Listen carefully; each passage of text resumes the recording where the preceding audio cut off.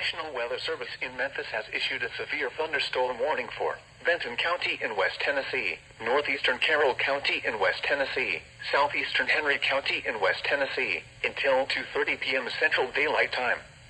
At 1:49 p.m. Central Daylight Time, a severe thunderstorm was located near Huntington, moving northeast at 40 miles per hour. Hazard, 60 miles per hour wind gusts and penny-size hail. Source, radar indicated.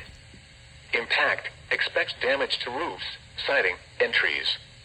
Locations impacted include Paris, Huntington, Camden, Brewston, Vale, Springville, Hollow Rock, Big Sandy, Hayward, Mansfield, Hagler Ridge, Manlyville, Old Springville, Sunnyside, Van Dyke, Mixie, Spring Creek, Cruise Store, Gartsburg, and Palmer Shelter.